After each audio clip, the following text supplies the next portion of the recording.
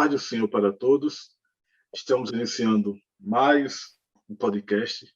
Esta é a gravação da terceira equipe de Parnamirim, composta pelo pastor Linaldo, presidente da ADEPAR, por mim, superintendente da Escola Dominical, evangelista Cizirineu, e pelo pastor Elias, também professor da Escola Dominical.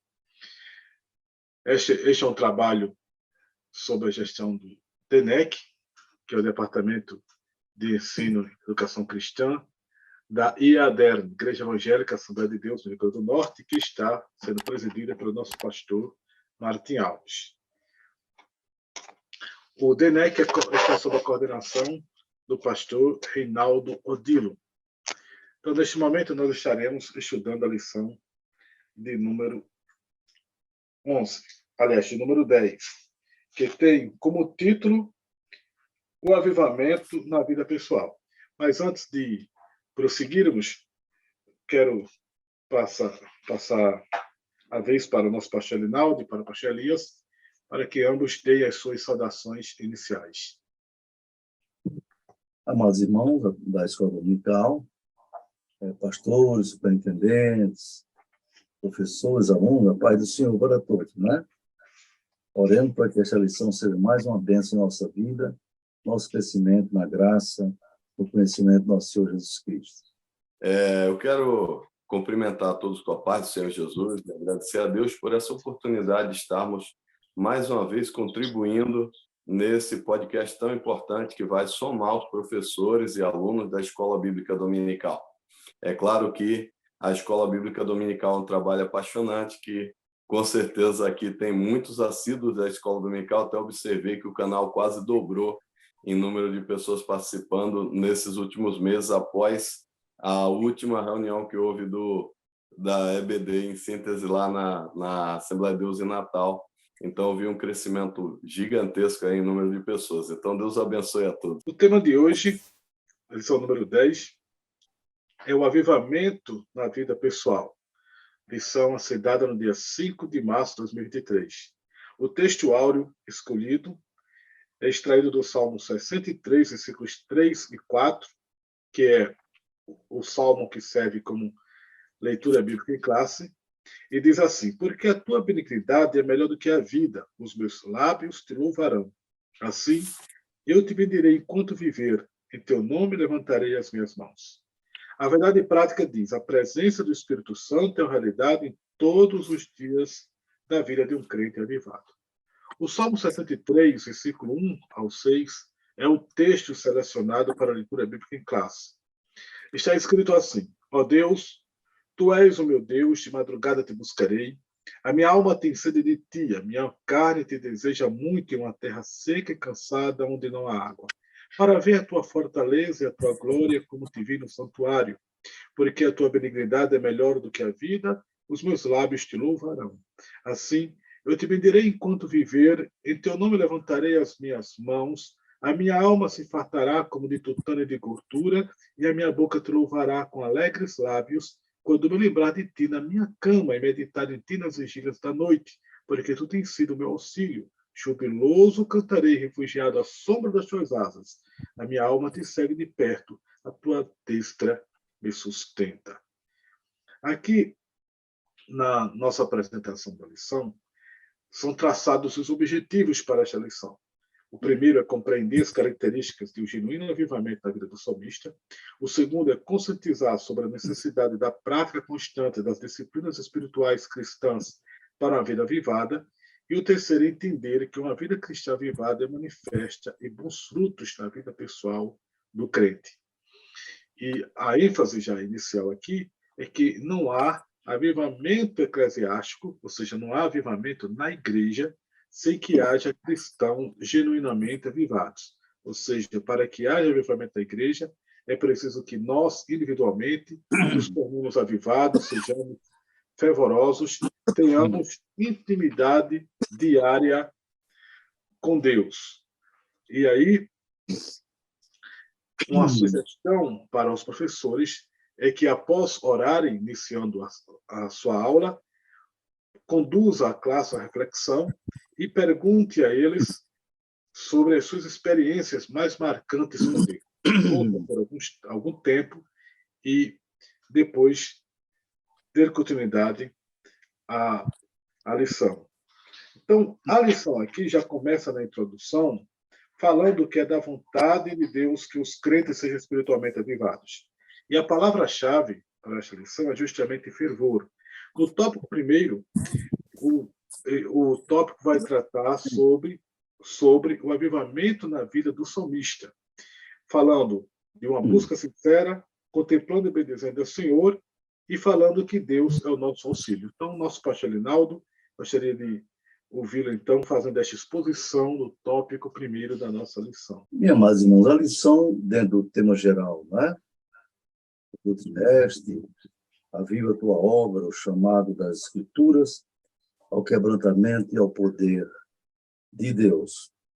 Então, nessa lição número 10, como já foi colocado pelo pastor Assis, o título é o avivamento na vida pessoal, né? Temos em outras lições, avivamento no Antigo Testamento, Ministério Avivado de Jesus, na vida de Pedro, né? Temas muito importantes, avivamento espiritual no mundo, né? Lições muito preciosas para a nossa edificação desse trimestre, num tempo muito difícil que nós estamos vivendo, né? Na lição passada foi o avivamento pentecostal no Brasil. Nós vimos qual foi a grande diferença entre o antes do Pentecoste e o depois do Pentecoste. O avivamento da vida pessoal, podemos lembrar da lição de Pedro, né? O Pedro antes do Pentecoste e o Pedro depois do Pentecoste. Então, aqui, para começar, podemos pensar o crente em Jesus, o irmão ou a irmã, antes de ser batizado com o Espírito Santo, não é? E depois do batismo com o Espírito Santo. E como base para a reflexão, nós tomamos o Salmo que é a leitura em classe, né? Leitura em classe da nossa reflexão. Nós vemos, então, que o primeiro tópico, o avivamento na vida do salmista, na vida pessoal. Podemos dizer, meus irmãos, que Davi, o salmista, né, entre outros, ele foi um gigante na fé. E teve momentos muito sérios na vida dele. O primeiro subtópico é uma busca sincera. Não foi fácil aquele rapaz, aquele adolescente que pastorava ovelhas do seu pai, não é? Enfrentar as situações as mais difíceis na sua vida, inclusive confrontando-se com o gigante no verdadeiro sentido, não é? Pois era um guerreiro terrível, aquele Golias, e gigante no mal, no poder para destruir, etc. Então, veja bem, então ele experimentou um momento de grandes lutas, não é? Grandes lutas, já começou a vida dele com luta tremenda, lutando com o gigante. Depois teve que lutar contra os inimigos, depois teve que lutar contra aquele que foi mais beneficiado por ele, que foi o rei Saul. E, por fim, teve que lutar contra si mesmo, seus próprios pecados, não é? Parece incrível que um homem da estirpe de Davi, meus irmãos, um homem que tinha um caráter tão elevado diante de Deus, cometeu 2 pecados terríveis. O primeiro, não é? De adulterar com a mulher do seu general, que estava lutando por sua vida. Depois, cometeu o crime de matar o seu próprio marido. Eu, quando leio esses textos, eu digo, meu Deus, como pode? A pessoa tinha tanta comunhão com Deus, na verdade. Ele passou momentos, então, muito sérios. Agora, mesmo assim, com a misericórdia de Deus, não é? Ele venceu as lutas. E no Salmo ele diz, ó Deus, tu és o meu Deus. De madrugada te buscarei. A minha alma tem sede de ti. A minha carne te deseja muito em uma terra seca e cansada, onde não há água. É assim que ele começa o Salmo 63, versículo 1, né? Ele teve momentos de luta, de grandes vitórias, de muita alegria na presença de Deus, mas também passou momentos em que ele comparava uma terra seca, uma sequidão, um cansaço na sua vida, não é? Então ele expressou que a sua alma tinha sede de Deus. E essa, irmãos, é algo muito sério, muito sério. As pessoas que não têm Jesus, isso devemos ressaltar para os alunos, elas não têm sede de Deus. Não tem sede de Deus. Interessante que a alma das pessoas sem Cristo, elas têm sede. Sede, problemas existenciais, ansiedades, depressões, tantos problemas. Como é que o homem sem Deus busca satisfazer a sede da sua alma? Então, quem já foi do mundo sabe, e quem não foi, pela experiência, conhece. O homem sem Deus, ele satisfaz na bebida, se ilude, né? Na bebida, nas drogas, na prostituição, na fornicação. Tudo isso são meios que o diabo sugere para ele satisfazer as suas carências espirituais. Mas o salmista aprendeu na sua vida, em lutas, não é? Que ele tinha que buscar Deus de madrugada, cedo, naquela terra ser cansada, não é? Onde não havia água, uma figura muito, muito bela, né? Poética, mas muito bem expressiva, uma sequidão na vida dele. E ele diz, tu és o meu Deus. O segundo tópico diz, contemplando e bendizendo ao Senhor. O salmista metia um anseio em ver a fortaleza e a glória de Deus. Está lá no versículo 2, não é?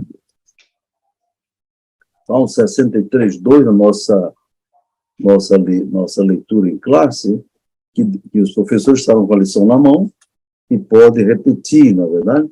Para quê? Para ver a tua fortaleza e a tua glória. Eu te vi no santuário. Olha, irmãos, quem contempla a glória de Deus, né? Como Estevão, né? Mesmo na hora da morte, ele teve força e energia para não temer. Então ele queria ver a fortaleza e a glória de Deus. Ele pode contemplar no santuário. Esse contato glorioso com Deus, dizemos aqui no comentário, não é? Gera na alma do ser humano o reconhecimento da benignidade divina.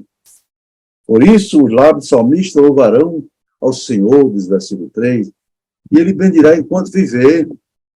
Veja, tendo o nome do Senhor erguido em suas mãos.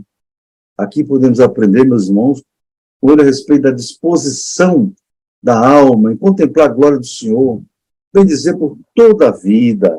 Somente os crentes fiéis, sinceros, que amam a Deus, que amam a sua palavra, pode viver nesse estado de espírito, não é? De bendizer o Senhor, de glorificar ao Senhor, não é?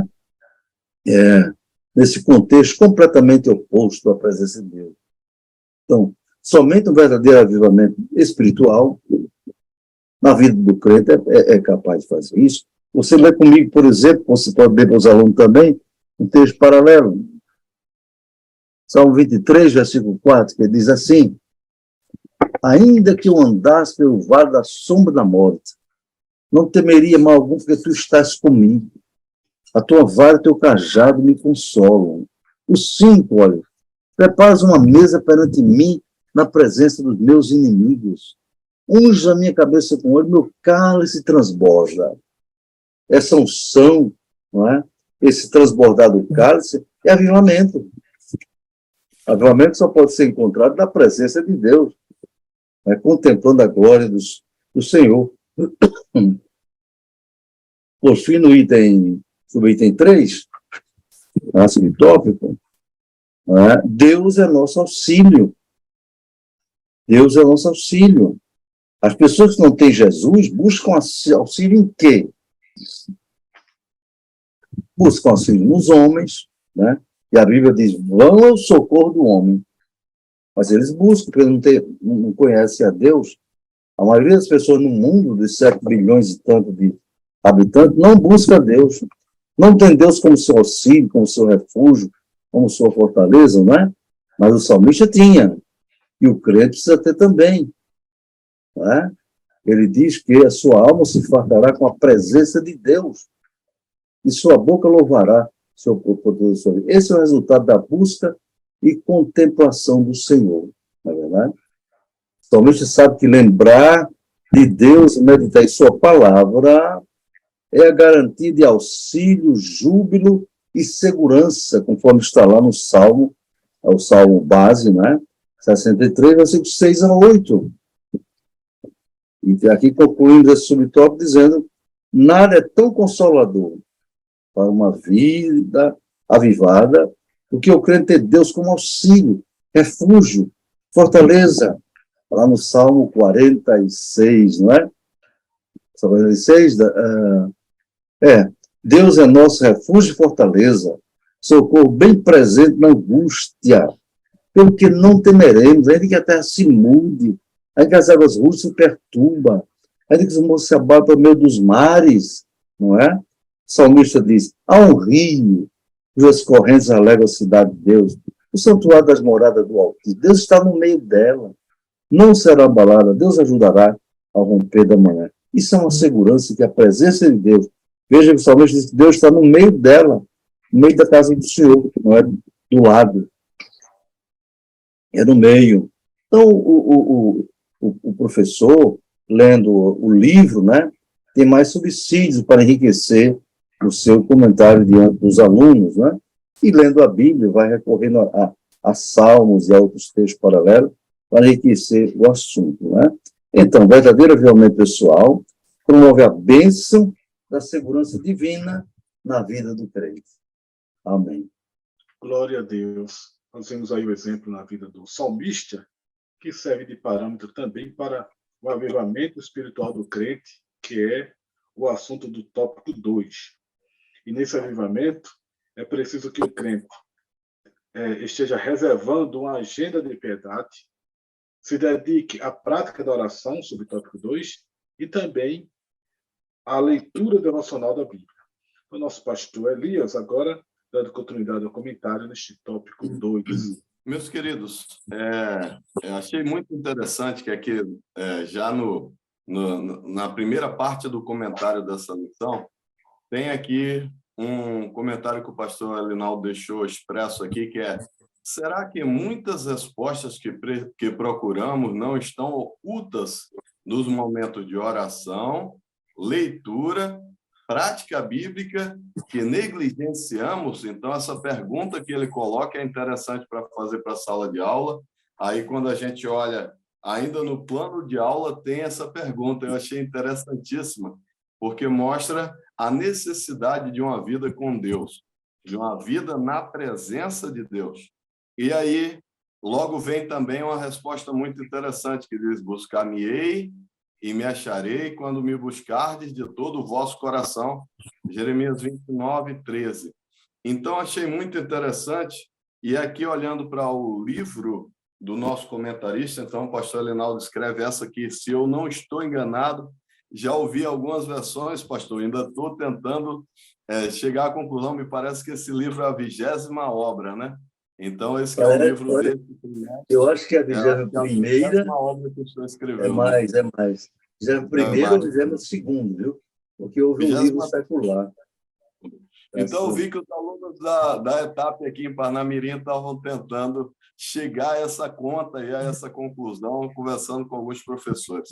Então, queridos, é interessante que quando fala dessa agenda de piedade, fala que nós aprendemos com o salmista que há elementos, e aqui na lição vai falar que são imprescindíveis para que eu tenha uma vida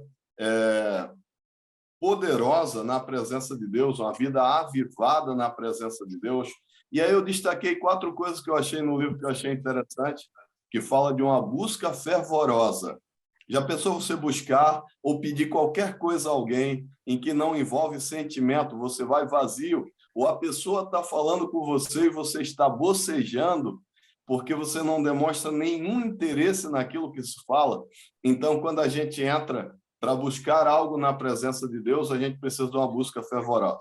É interessante que há um livro do Max Lucado em que conta a história de um menino, se eu não me engano, o título é Um Homem Chamado Jesus, a história de um menino que entra no avião. Quando ele entra naquele avião, ele vai viver aquela experiência, ele senta na cadeira e começa a dizer assim, eu quero conhecer o piloto. Ele pediu tão intensamente, até que a aeromoça chegou lá, perguntou o que estava vendo, perguntou ao piloto, ele pôde ir até a cabine do piloto, e quando ele desce do avião, ele sai fazendo aviãozinho nos corredores do aeroporto, gritando, eu conheci o piloto. Naquele mesmo avião, com certeza, teve pessoas que passaram pelo voo inteiro dormindo, teve pessoas que passaram o voo inteiro lendo, teve pessoas que passaram o voo inteiro e se comunicaram com outras pessoas, teve pessoas que viram lindas paisagens pela janela. Então, a gente escolhe o nível de experiência que queremos ter ao entrarmos no culto também. Então, a gente, ao chegar no culto, a gente também escolhe se queremos estar dormindo, se queremos estar atentos, se queremos viver as melhores experiências e se fazemos como aquele menino que, ao sair daquele lugar, saímos tão regozijados que dizemos assim, eu conheci o piloto. Ou seja, eu tive experiência profunda com Deus.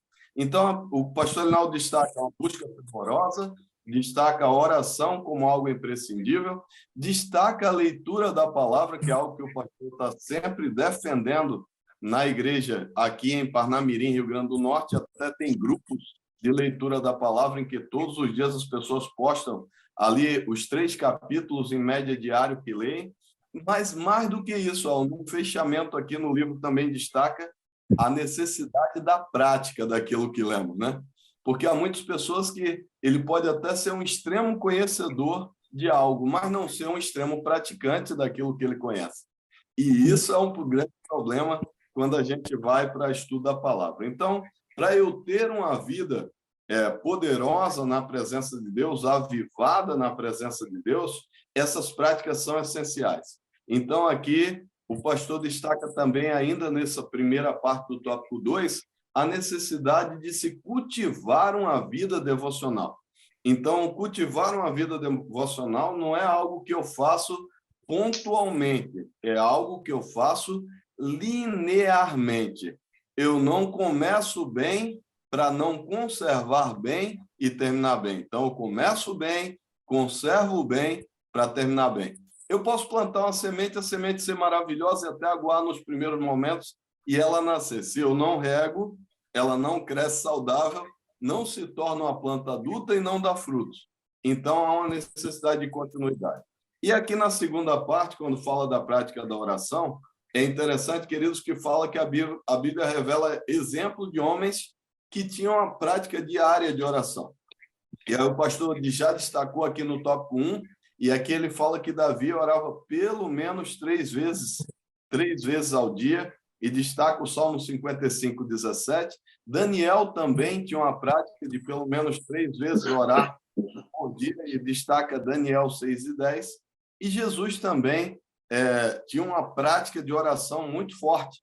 E a gente vê isso até mesmo nos últimos momentos antes dele ser preso, com a oração que ele fez no Getsêmani e que ele leva aos discípulos, incentivando-os a uma prática e a uma vida de oração. Então, queridos, é bem interessante destacar isso. E, por último, a leitura devocional da Bíblia, aqui no número 3, falando sobre isso, é destacado não só o ler, mas o estudar. Às vezes, quando eu simplesmente leio algo e não me atenho, aquilo não me deixa as melhores experiências. Então, quando eu leio, quando eu estudo, é quando eu, de fato, começo a absorver para praticar. A gente tem que entender, enquanto professores, que tudo que nós ensinamos, quando a gente estuda a pirâmide do conhecimento, a gente vai ver que aquilo que mais praticamos é o que mais absorvemos. Quando a gente vai para uma aula, a aula é simplesmente expositiva, o aluno sai de lá com 10%, 15%. Então, até mesmo para a sua aula na prática, você vai envolvê-los e quanto mais eles participam na aula, mais eles absorvem. E aqui o pastor destaca mais 3 coisas que é preciso quando eu me dedico à leitura da palavra. Então, primeiro, eu me dedico para entender, eu me dedico para absorver e eu me dedico para viver. Estava falando aqui no tópico 2, trazendo os exemplos de leitura devocional da Bíblia e destacando do livro algumas coisas que, aliás, da lição aqui, que 3 coisas que que é preciso se fazer quando a pessoa está lendo e estudando a Bíblia. Primeiro, é uma dedicação para entender. Segundo, para absorver. E terceiro, para viver seus preciosos ensinamentos. Outra coisa que destaque é que, ao estudar a Bíblia, deve-se levar em conta alguns aspectos. Primeiro aspecto, ela permite meditar. O segundo é que ela previne o nosso coração de pecar. O terceiro é que ela nos consola. O quarto, que ela dirige a vida. E o quinto, que ordena a vida pessoal. Este é um subtópico bem importante que o pastor Elias estava comentando, que é uma oportunidade de o professor incentivar os seus alunos à prática da leitura sistemática da Bíblia, como o pastor Rinaldo faz, como eu também faço há muitos anos. Sempre leio a Bíblia todos os anos sistematicamente, capítulo por capítulo, versículo por versículo, livro por livro. Nós temos essa prática e a gente percebe como isso é vantajoso para o estudante da Bíblia. Ele ter esse devocional de leitura bíblica constante, né? Tem muitos crentes que passam muito tempo e leem a Bíblia aleatoriamente. Então, pastor, já sem perda de tempo, já gostaria que o senhor finalizasse esta reflexão sobre este exemplo. O senhor é um exemplo de leitura bíblica, tem uma experiência grande de ler a Bíblia anualmente, devocionalmente, e também dar continuidade com o comentário do tópico 3, que fala da vida pessoal e familiar do crente avivado. Amém, meus amados. É uma pena que o comentário do nosso amado pastor Elias estava tão bom, não é? Tão ilustrado, enriquecedor. Teve um problema técnico e nós tivemos que continuar, não é? De fato, ainda, como o pastor Assis destacou, eu sou um leitor da Bíblia há muitos anos, não é? Costumo dizer, não para minha exaltação, mas para estímulo, né? E também para a glória de Deus, eu estou lendo pela 50ª vez, a partir de janeiro deste ano, 50 vezes. Li 49, comecei a número 50 em janeiro. Né? Em março, devo estar terminando o Novo Testamento. E aí, começo a ler o Antigo Testamento, e assim até quando Deus me conceder vida e saúde, estarei lendo a palavra de Deus. Mas entrando no tópico 3, da lição número 10, o título é A Vida Pessoal e Familiar do Crente Avivado. Aqui tem coisa interessante que me vem à minha mente, viu? Eu espero não esquecer, vou até anotar aqui o testemunho de um homem que era tão avivado no púlpito. Testemunho de um homem no púlpito, mas em casa ele não tinha nada de avivado. Bem, o primeiro subtópico é a vida pessoal do crente. O avivamento espiritual traz consequências para a vida pessoal. Não podia ser diferente, não é mesmo? Se o avivamento envolve a pessoa, é a presença de Deus de maneira profunda, intensa, não é? Na mente de um servo, de uma serva de Deus, tem que ter efeitos e consequências na vida pessoal. A palavra de Deus, quando tem cuidado de ti mesmo, da doutrina, né? Está lá em 1 Timóteo 4,16. Tenha cuidado de você mesmo, né? Fica clara uma direção da palavra de Deus para desenvolver aspectos relevantes na vida pessoal, como integridade. Aí eu falo em Mateus 5,37. É bom que, nesse caso, na aula que você tem 50 minutos para 50 minutos ou 1 hora, né? Mas na menina nós damos 1 hora, né, professor? Isso. 1 hora. Então, por exemplo, aqui, quando diz que é integridade, nós vamos para Mateus capítulo 5, que é lá no chamado Sermão do Monte, não é? E aqui diz lá no versículo 37, veja bem, seja, porém, vosso falar, sim, sim, não, não, porque o que passa disto é de procedência maligna. Então, o crente avivado não tem duas conversas. Não, é sim, sim, não, não. Né? E Tiago, capítulo 5, versículo 12, diz assim falai e assim procedei. Então, é importante o professor, num subtópico como esse, na verdade, ler com o aluno, pedir que eles leiam, é importante. Quando lê esse versículo, o outro lê o outro, né? Integridade. Aí, depois tem prudência no falar e no agir. Aí tem Provérbios 25, 11, Eclesiastes 3, 1 e 7. Vou dar um pulinho lá no Eclesiastes, né? Aí você abre a sua Bíblia, passa por Salmo, Cantares, não é verdade? Antes de Cantares, aí vem Eclesiastes, capítulo 3, 1 e 7. Vamos ler, meus irmãos, que é importante lembrar os professores, pedir para os alunos lerem a Bíblia. Eclesiastes 3, 1 a 7, diz assim: tudo tem seu tempo determinado. 1 e 7, né? Exato. E há tempo para todo propósito debaixo do sol. 7. Tempo de rasgar, tempo de coser, tempo de estar calado, tempo de falar. É preciso ter prudência, né? Tem tempo de falar e tem tempo de estar calado. Isso fala de prudência, não é? Também essa meditação na palavra de Deus, né? Nos leva a ter cuidado na saúde física e emocional.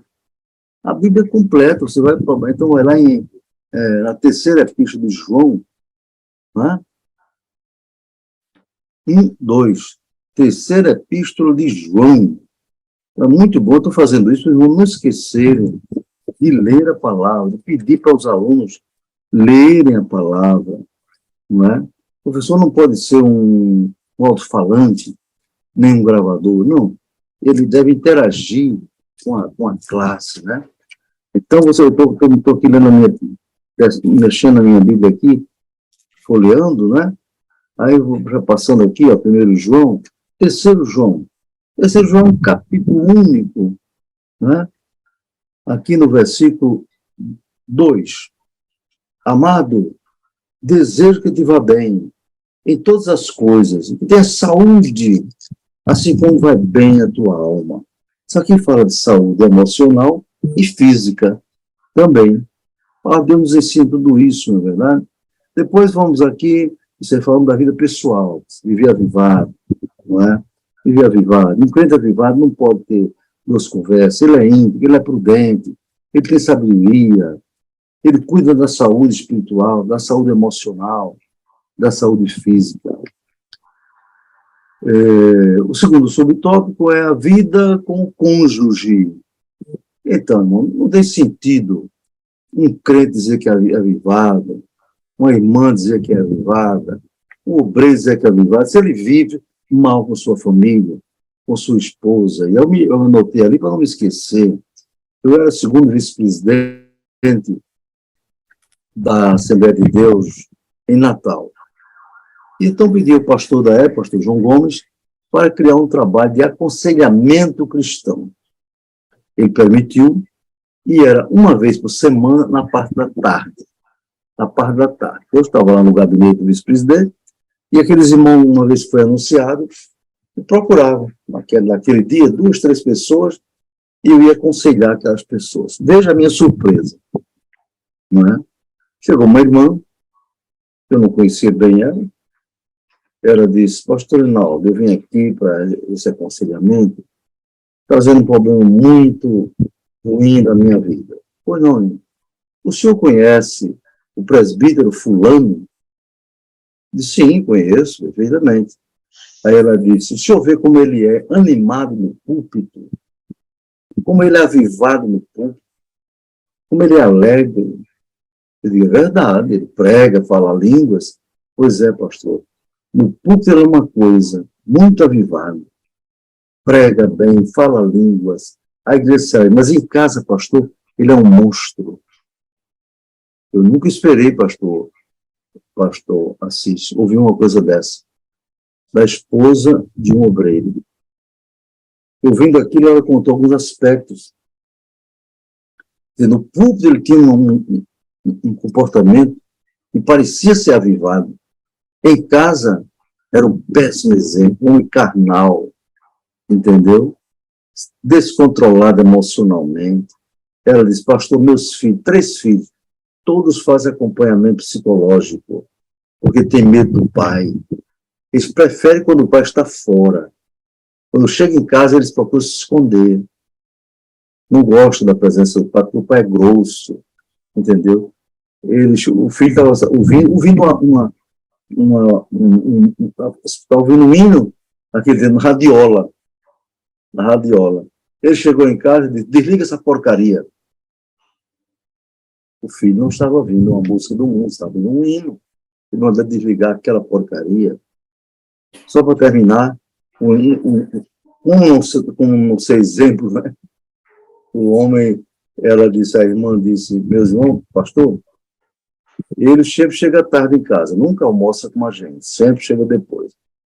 E ele chegando em casa, estava comida, sempre coloco comida pronta para ele, quando ele chegar, o prato dele já feito, não é?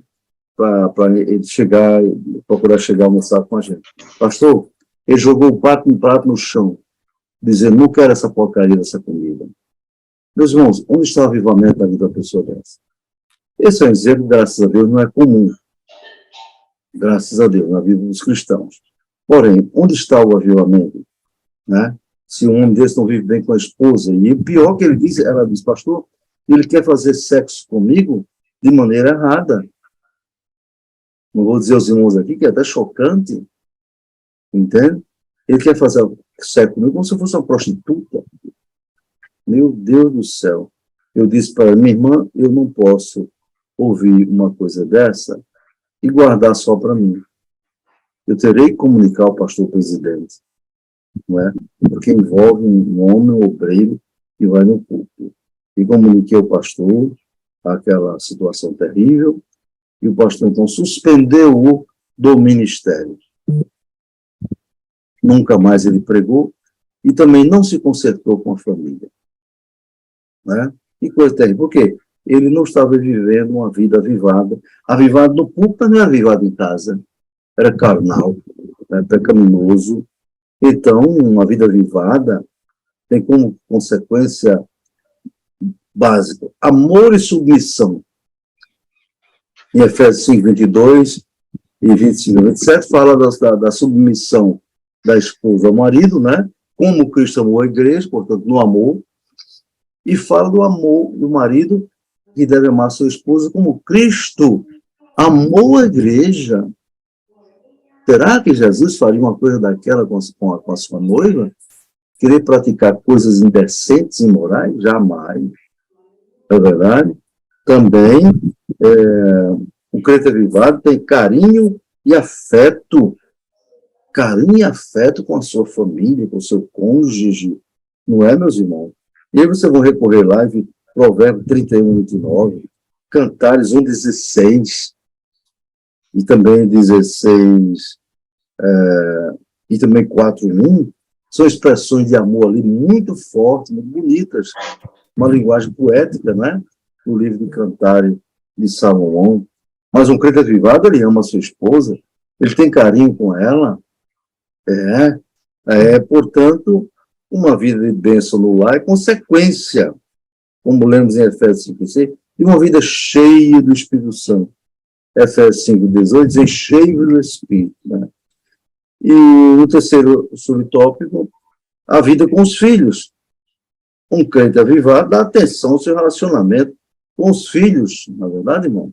Mas eu queria, na verdade, dentro da importância que a gente deve dar, às vezes, ao livro do comentarista, né?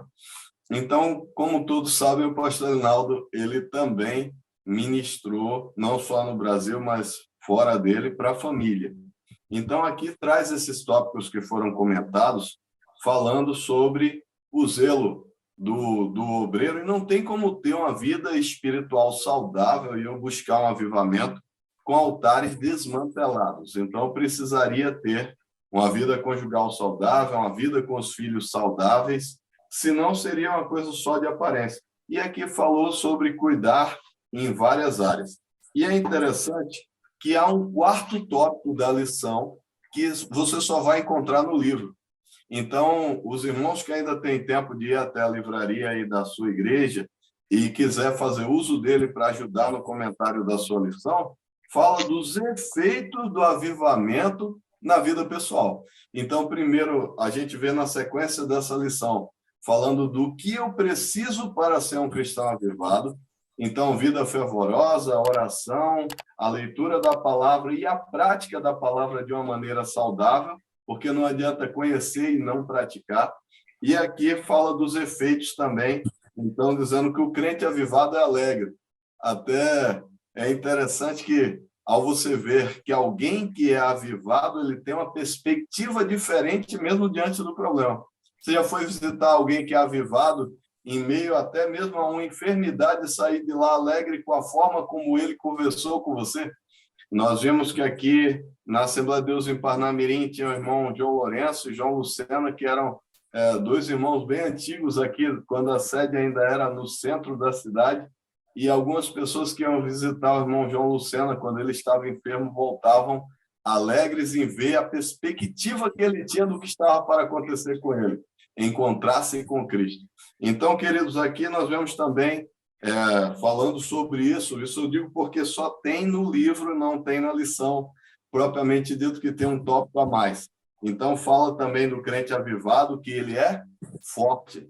Então, a gente vê até no texto de Efésios, capítulo 6, falando sobre a nossa batalha, né, que não é contra carne nem sangue, mas sim contra principados, potestades, hostes espirituais da maldade, e toda essa preparação que é citada aqui, ela vai servir diretamente para nós enfrentarmos a todas essas setas do maligno contra a vida do cristão.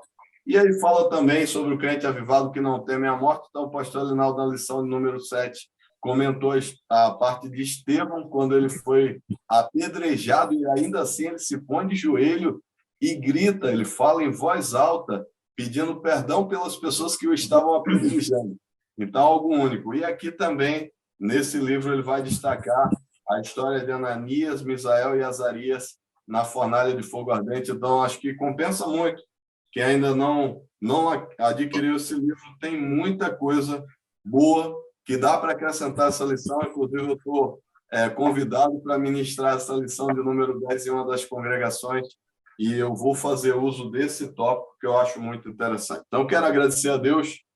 Foi realmente meio de batalha aqui com o sinal, mas guardem, sobretudo, aquele exemplo que eu dei do Max Lucado também, para apresentar na igreja, perguntando aos irmãos na sua classe que nível de experiência você quer ter com Deus na sua vida cristã. Porque é claro que dá trabalho, não é sem esforço que você vai chegar a um avivamento, vai requerer santificação, vai requerer uma vida fervorosa, vai requerer leitura, vai requerer oração, vai requerer prática disso, isso tudo dá trabalho. Não é? Então, assim, nós precisamos estar extremamente envolvidos para vermos mudança. Então, o desafio é esse. Que nível de experiência eu quero ter com o Senhor ao terminar esse trimestre e ao ver coisas mudando na minha casa, na minha igreja, no meu trabalho, em todas as áreas onde eu convivo. Então, Deus abençoe a todos. Muito obrigado pela oportunidade, meu pastor, de poder voltar e comentar mais esse espaço aqui. Vamos fazer uma oração final e impetrar a bênção apostólica. Peço ao pastor Rinaldo para orar e impetrar a bênção, finalizando este momento. Pastor, antes de orar, só lembrar aos nossos irmãos que este ano, na Assembleia de Deus em Parnamirim, não é? o ano do avivamento espiritual. E nós colocamos a meta de buscarmos 500 pessoas batizadas até o final do ano. E, pela graça de Deus, já vamos com 52. Glória a Deus. O pastor Williams está anotando, registrando, tabulando, né? A planilha Excel, tudo direitinho, né? E vamos acompanhando quantos batismos. A meta de 500 é a nossa intenção, pedindo que Jesus batize. Nós vamos orar. Senhor Deus, nosso Pai, nesse momento somos gratos a Ti, Senhor, pela grande bênção de estarmos aqui, Senhor, mais uma vez, gravando, Senhor, este comentário da lição bíblica do primeiro trimestre. Esta feita a lição de número 10, Senhor. Avivamento na vida pessoal. Nos ajuda a entender, compreender com profundidade este assunto e, mais do que isso, a viver o que a Tua palavra nos diz sobre avivamento na vida pessoal. Abençoe tu, nos guarde, tomando, nos espera a sua tanta paz. Em nome de Jesus. Amém. A bênção apostólica. A graça do nosso Jesus Cristo, o amor de Deus, nosso Pai, a comunhão e a consolação do Espírito Santo sejam com todos agora e sempre. Amém. Amém. Deus abençoe, queridos irmãos. Até o próximo encontro, se Deus quiser.